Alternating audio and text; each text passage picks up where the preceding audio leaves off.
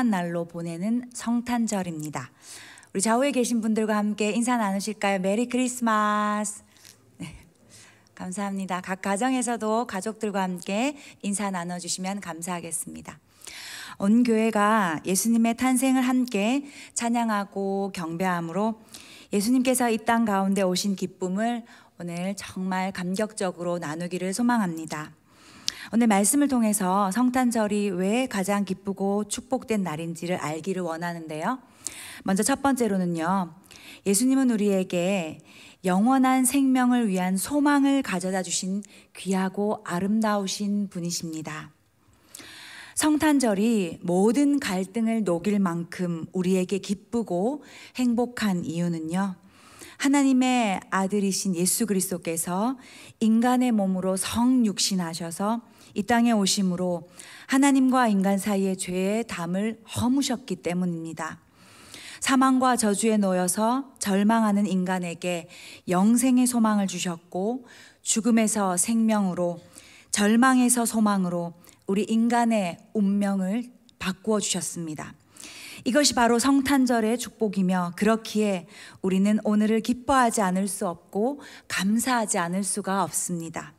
오늘 본문은 아기 예수님의 탄생 소식을 듣고 동방 박사들이 기뻐하며 예수의 탄생을 축하하려고 별을 따라 오던 중에 그 별이 멈추자 그들이 별을 보고 매우 크게 기뻐하였습니다. 즉 인간에게 영생의 소망을 주시는 예수님께서 탄생하셨기 때문입니다. 인류는 긴 역사 속에서 놀라운 문명을 발전해 왔습니다. 끊임없이 개발하면서 인간의 삶의 질을 개선하기 위해서 이제는 지구가 아닌 다른 곳곳에도 집을 짓는다 할 정도로 진화를 이루려고 하고 있습니다. 그러나 여전히 극복하지 못하는 것은 그 어느 누구도 영생을 소유하지는 못했다는 사실입니다. 모두들 잠시 살다가 죽음과 함께 사라집니다. 이 죽음 앞에서는 다 두려워하고 인간의 한계와 연약함을 느낀다는 것입니다. 그런데 아기 예수님으로 오신 예수님께서 우리에게 나는 길이요 진리요 생명이라, 내가 온 것은 양으로 생명을 얻게 하려 함이라 하셨습니다. 오직 예수 그리스도만이 우리에게 영생을 주신다는 것입니다. 예수님만이 죽은 자들을 일으키셨고 자연을 다스리셨으며, 주님 외에는 어느 누구도 말씀으로 병을 치유하시지 못하셨고 죽은 자를 살린 적이 없습니다.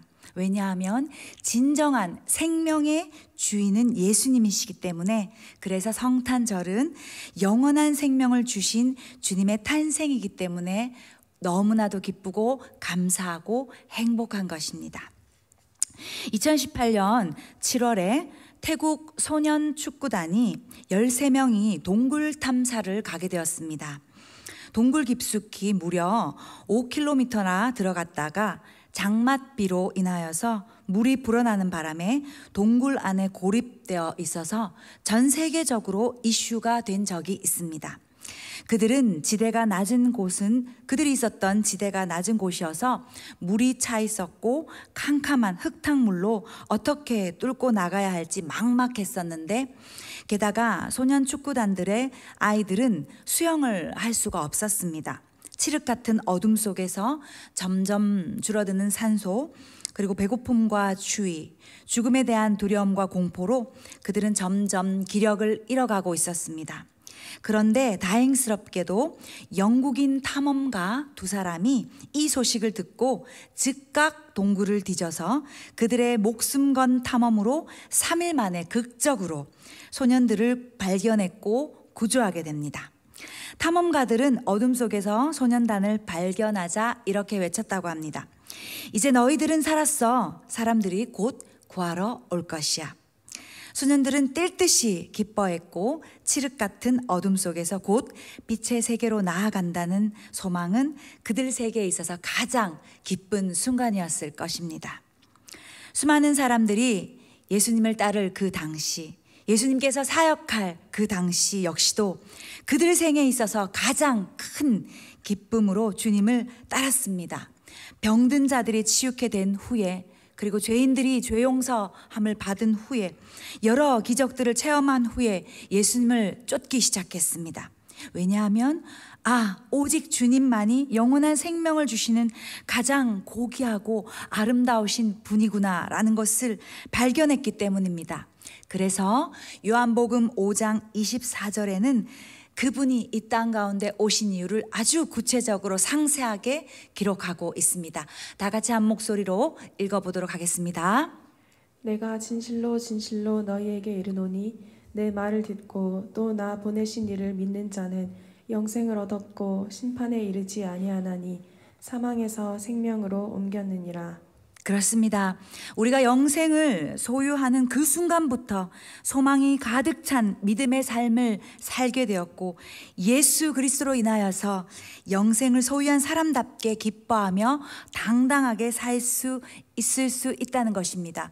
비록 지금 위드 코로나로 인하여서 어려운 순간을 맞이하고 있긴 하지만 장차 누릴 영생의 소망으로 지금 이 순간에도 우리는 기뻐하며 감사하며 살아야 한다는 것입니다. 두 번째로요, 가장 고귀하고 아름다우신 예수님께서 우리를 위하여서 생명 다한 그 사랑에 우리는 마땅히 경배의 삶을 살아야 합니다. 동방 박사들은요, 예수님의 탄생에 기뻐하는 것으로만 그치지 않았습니다. 주님을 온전히 경배하는 자리까지 나아갔습니다. 예수님께서는 우리에게 영원한 생명을 주시고자 우리 대신 죗값을 치르셨고 이 사명을 위하여서 이 땅에 오셨습니다. 그래서 주님의 대속과 부활을 생생하게 경험한 베드로는 베드로전서 3장 18절에 이렇게 선언합니다. 그리스도께서도 단번에 죄를 위하여 죽으사 의인으로서 불의한 자를 대신하셨으니 이는 우리를 하나님 앞으로 인도하려 하심이라. 육체로는 죽임을 당하시고 영으로는 살리심을 받으셨으니. 아멘. 주님은 의인이셨지만 불의한 자처럼 대우를 받았습니다. 우리가 당할 모욕, 멸시를 대신 받으셨고 처참하게 죽임 당하셨습니다. 그러나 다시 부활하셨습니다. 그 이유가 무엇이었겠습니까? 우리를 하나님 앞으로 인도하고자 하셨기 때문입니다. 예수님께서 만약 죽지 않으셨다면 우리의 죄는 그대로 있을 것입니다. 죄 용서도 구원도 영생도 얻지 못했을 것입니다. 그러나 예수님의 죽음으로 인하여서 우리를 살리시는 하나님의 계획이 순조롭게 진행될 수 있었습니다. 그리고 예수님께서는 부활하셨고 우리에게 영원한 생명을 가져다 주신 것입니다. 그래서 베드로는 죄 용서와 영생을 주신 주님을 우리가 사랑한다라고 베드로전서 1장 8절에 고백한 것입니다. 오늘 우리에게 주어진 영생의 소망은 저절로 주어진 것이 아닙니다. 예수님이 우리에게 베푸신 엄청난 희생을 통하여서 이루어졌고 그분의 사랑, 은혜, 그분의 몸을 죽이시는 희생으로 말미암아서 예수님께서는 이 사명을 위하여서 이 땅에 태어나셨다는 것을 믿으시길 바랍니다. 끝까지 그 믿음을 가지고 우리는 그 믿음을 지켜야 합니다. 그렇기에 예수 그리스도는 가장 고귀하시고 존귀하시며 아름다우신 분입니다. 1912년 4월 15일에 타이타닉호가 침몰할 때에 그 배의 선장은 62세의 에드워드 돈 스미스였습니다. 그는 최후의 순간까지 최대한 많은 사람들을 살리기 위해서 끝까지 키를 붙들었고 배와 함께 자신의 생을 같이 했습니다. 그 덕에 보다 많은 사람들이 살아날 수 있었고 타인의 생명을 살리기 위해 자신의 생명을 희생시킨 사람이었습니다. 살아난 사람들과 역사는 그를 잊지 못했죠. 또 2014년 4월 세월호가 침몰할 때 안산 단원고의 교사 9명이 그 물에 함께 수장되었습니다. 학생들의 증언에 따르면 어떤 교사는 배가 가라앉는데도 자기의 구명조끼를 학생들에게 주었고 어떤 교사는 한 학생이라도 배 밑에서 밀어서 올리다가 빠져나오질 못했고 어떤 교사는 배 깊숙한 곳으로 들어갔다가 미쳐 나오지 못했습니다. 모두가 아이 한 명이라도 더 살리려 자신의 죽음과 맞바꾼 희생이었고 학생들은 그 희생을 평생 잊지 못할 겁니다. 사람도 하물며 자신을 위해 희생한 사람을 잊지 못하는데 하나님이신 예수 그리스도의 희생은 그 어떤 것과도 비교할 수 없는 모든 것을 다 내어주신 전부 그 자체셨습니다. 동방 박사들은 한 사람이 아닌 인류의 생명을 구하고자 오신 메시아의 존재에 대하여서 이미 구약의 말씀을 통해서 알고 있었고 아기 예수님을 보자 엎드려서 온전히 경배했습니다. 경배하다라는 말은요, 마음을 들이다라는 뜻입니다. 마음과 정성과 사랑을 온전히 다 드린다는 뜻입니다. 우리 모두가 예수 그리스도께서 희생하신 구원의 은혜에 전심으로 경배하는 오늘이 되기를 소망합니다. 성탄절에 우리가 가져야 할 성숙한 신앙의 자세, 경배의 삶, 전부를 통하여서 그분의 이름을 높이기를 소망합니다. 내 뜻을 내려놓고 그분의 뜻을 받아들이는 것, 내 생각을 내려놓고 예수님의 생각을 따르는 것, 내 영광을 취하는 것이 아니라 예수님의 영광을 항상 생각하는 것이 바로 경배라는 것입니다. 나의 꿈을 쫓기보다 예수님의 꿈을 쫓아가는 오늘이 되시기를 간절히 소망합니다. 마지막으로요, 가장 고귀하시며 아름다우신 예수 그리스도의 구원의 은혜에 감사하면서 우리의 인생을 예수께 드리는 살아내는 신앙인이 되기를 소망합니다. 동방 박사의 경배는요, 곧 예수님께 드리는 살아내는 신앙이었습니다. 오늘 본문 11절 하반절에 보배압을 열어서 황금과 유황과 몰약을 예물로 드렸다라고 되어 있습니다. 황금은요, 만왕의 왕으로 오신 예수님의 왕권을 인정하고 그분을 높이는 믿음입니다. 그리고 유황은 하나님께 제사를 드릴 때 아름다운 향기를 피워내기 위해서 사용하는 것으로서요, 동방 박사들이 주님께 유황을 드린 것은 예수님께서 하나님의 거룩하신 아들로서 오셨다는 것을 인정하는 믿음입니다.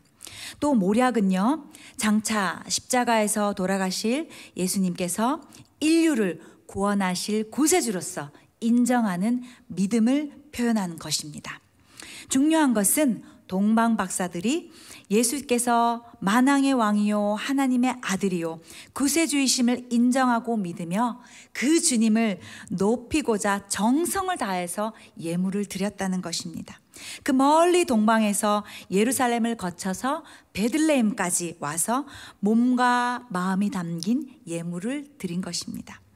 오늘 우리는 성탄절을 맞아서 우리의 전심을 담아서 각 가정에서 또 그리고 주님의 전으로 나오신 우리 모든 성도님들이 그렇게 마음과 모든 것을 담아서 준비하시기를 소망합니다. 성탄의 진정한 주인공은 예수 그리스도시며 이 땅을 구원하시기 위해 영원한 생명을 주시기 위해 우리에게 영생의 소망을 주시고자 오셨습니다. 이 일을 위하여서 자신의 생명을 미련 없이 버리셨습니다.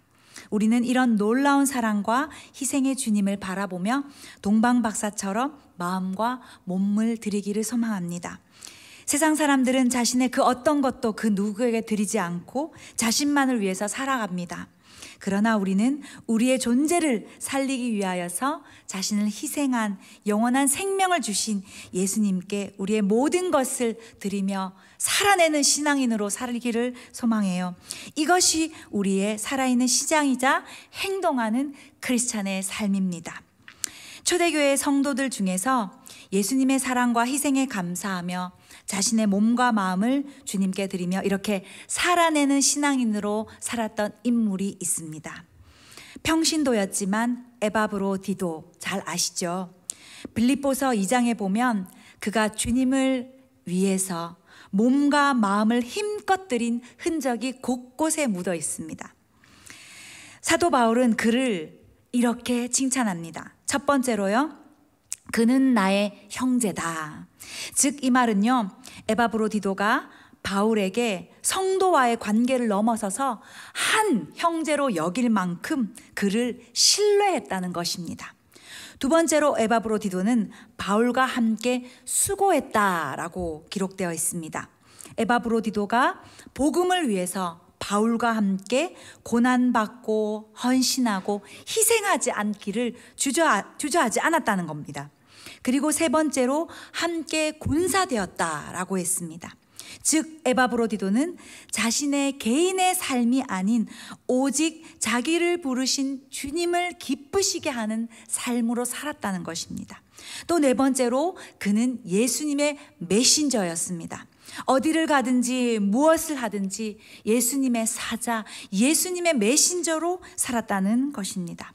또 다섯 번째로 그는 바울이 쓸 것을 도왔던 자라고 기록되어 있습니다. 즉 바울을 도우면서 변함없이 충성되이 주님의 사역을 하는 데에 일관성 있게 초지일관 끝까지 충성하면서 그러한 에바브로디도를 바울은 잊을 수가 없었던 것입니다. 결론적으로 평신도였음에도 불구하고 에바브로디도는 늘 살아있는 신앙인으로서 예수 그리스도를 위하여서 고귀하고 아름다우신 예수님을 위하여서 그 삶을 주님께 온전히 드린 사람이었습니다. 우리도 우리에게 붙여주시는 영혼을 위하여서 현대판 에바브로디도가 되어서 주님을 위해서 인생을 드리는 아름다운 예수님의 제자가 다 되시기를 소망합니다. 경건한 하나님의 사람 조지 휘필드도 이렇게 말을 했습니다. 나는 녹슬어서 없어지기보다 닳아서 없어지기를 원하노라. 그는 죽는 날까지 말 타고 전도하고 집에 돌아와서 식사를 하고 그날 밤 고이 하나님 품에 안긴 자였습니다. 그는 평생 몸과 마음을 온전히 드리며 주님을 기쁘시게 한 진정으로 예수님을 위해서 산 크리스천이었습니다. 이제 말씀을 정리하겠습니다. 우리의 생명을 영원하게 살게 하시기 위하여서 자신의 생명조차 버리신 가장 고귀하고도 아름다우신 우리 예수님을 위하여서 우리도 우리의 모든 것을 아낌없이 드리며 살기를 소망합니다. 그래서 우리의 고백도 사도 바울이 고백한 것처럼 우리가 살아도 주를 위하여 살고 죽어도 주를 위하여 죽나니 그러므로 사나 죽으나 우리가 주의 것이로다. 주님이 태어나심을 기뻐하는 예수님의 성탄절인 오늘 아기 예수님을 향하여서 온전히 경배하며 진실한 마음으로 온 마음을 드리는 기쁨의 날 되기를 소망합니다. 그래서 올 한 해 더욱 의미 있게 잘 마무리하고 우리 예수 그리스도를 위한 인생을 들여서 주님을 향한 믿음으로 더욱 전진하는 우리 모두가 되기를 간절히 소망합니다. 우리 첫 번째 찬양 선한 능력으로 함께 찬양하겠습니다.